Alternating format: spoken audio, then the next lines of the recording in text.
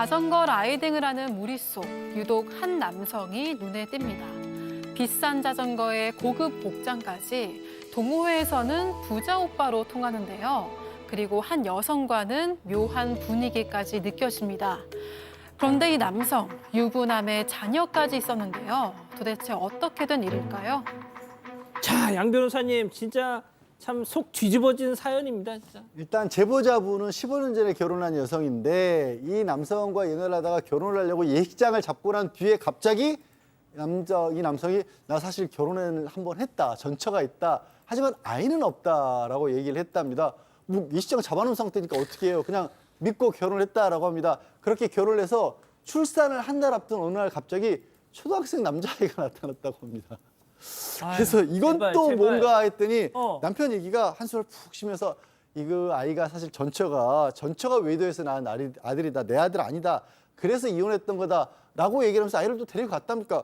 근데 출산 한 달 앞둔 상황이잖아요. 또 그냥 남편을 믿었대요. 자, 자기 결혼한 적 없는 것처럼 하더니 날짜 잡으니까 나 사실 돌싱이야. 애 없어 그랬는데 또 애도 생겼어. 아, 진짜. 근데 또 문제가 있었던 게요. 남편은 제보자 말이라면 뭐든 들어주다가 결혼 후에는 돌변했다고 합니다. 제보자가 장을 봐오면 뭘 이런 거 샀냐고 지적을 하기도 하고요. 또 제보자가 쓰는 생활용품을 보면서 이건 또 얼마냐 이렇게 좀 눈치를 주기 시작을 했는데 제보자 역시 맞벌이에 연봉이 1억이 넘었다고 해요. 또 부부가 생활비도 딱 반반씩 정확하게 나눠서 쓰고 있었다고 합니다.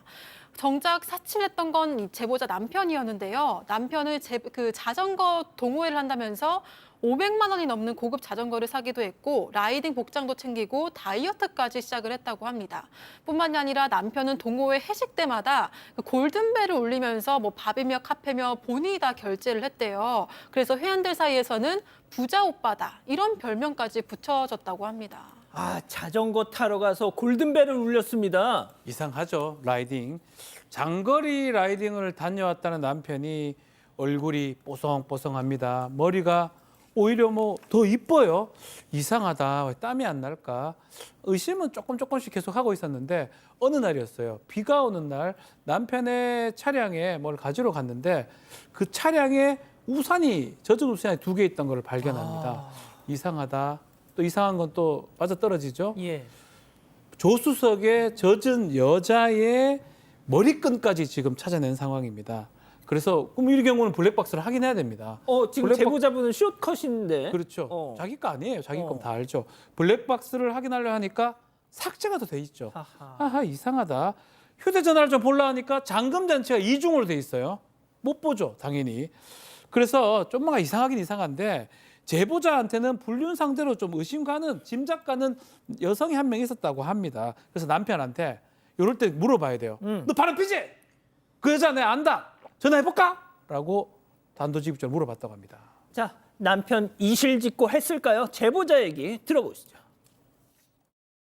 근데 뭐 잠자리를 하는 사이는 아니고 그냥 뭐 나 출근시키고 나면 둘이 만나가지고 커피 마시고 맛집 다니고 이렇게 한 거다. 근데 결론적으로는 호텔도 다니고 이런 것도 다 밝혀냈거든요. 그런데도 한일도 미안해하지 않고 되려 저 때문에 제가 당신을 외롭게 해가지고 그래서 바람을 폈다고 그렇게 얘기를 하는 거예요, 남편이.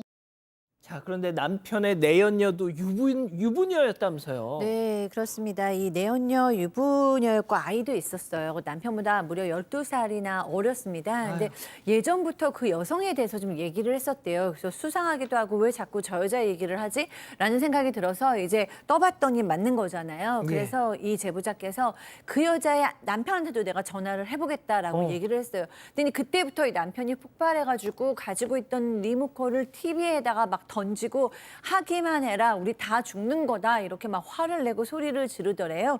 그래서 이제 뭐 집안이 굉장히 험상궂어졌죠. 그래도 초등학교 6학년짜리 여자애가 딸이 놀라가지고 방에서 이제 뛰쳐나온 거예요. 그랬는데 이 남편 아랑곳하지도 않고 부엌에서 흉기를 가지고 나와서는요. 어이구야. 그 여자한테 접근하면 죽는다라고 소리치면서 흉기를 막 휘둘렀다는 거예요.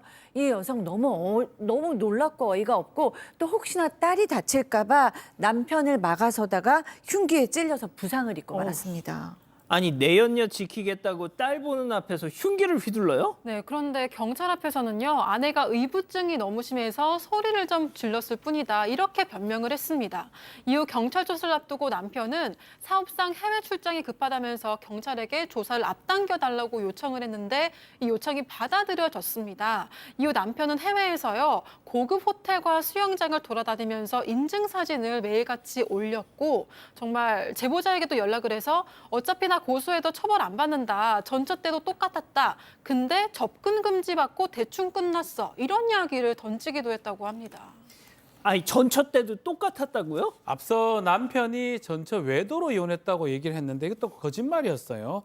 실제로 전처에게 둔기를 휘둘려서 폭행을 가해서 상해를 가했던 적이 있는데 당시 고소를 당했는데 사회봉사 명령 정도 받고 그것을 함으로써 끝났다고 합니다. 그래서 이번에도 뭐 해봐라 소용없어 나 몇 시간 봉사명령 그거 이행하면 된다라고 아내를 조롱을 했다라고 하고요.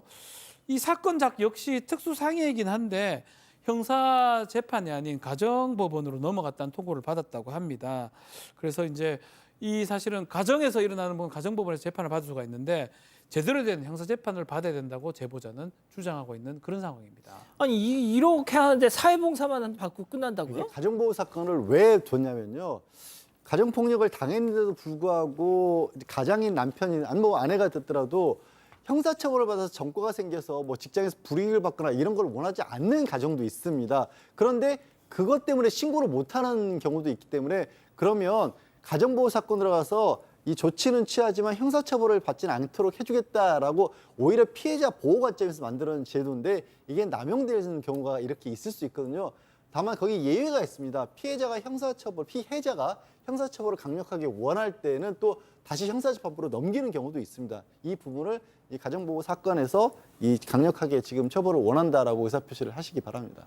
자 교수님 나 총각이었어 나 애 없어 전처 외도로 이혼했어 다 거짓말 다 거짓말. 네, 거짓말뿐만 아니라 이 사람 정말 종합적으로 좀 나쁜 사람이고 반사회적 성격장애, 자기애정 성격장애 이런 면모가 다 너무 많이 드러나거든요. 뭐 이혼한 것도 그렇고 내 애가 아니라는 것도 다 거짓말에 또 네 탓이었다, 너 때문에 외도한 거다, 난 제 아빠가 아니다 이런 다 책임의 피해, 그다음에 뭐 자기 과시적인 면모도 있고 뻔뻔하고 충동 조절도 안 되고 공격적이고 뭐 정말 성격적으로 문제가 많은 사람 같아요. 그래서 저는 이 사람이 딱히 큰 살인을 저질렀다거나 뭐 이러지는 않았더라도 굉장히 가정과 사회에 조금도 이득이 되지 않는 사람이 아닌가라는 생각까지 들었습니다. 예, 뭐 안전하게 좀 이별을 하셨으면 좋겠습니다. 자, 우리 가족 여러분 뭐라고 하시나요? 네, 김영환님 처벌이 약했네요라고 하셨고요. 진월빈님 적반하장도 유분수지라고 하셨습니다. 윤검님도 정말 못된 사람입니다라고 하셨습니다.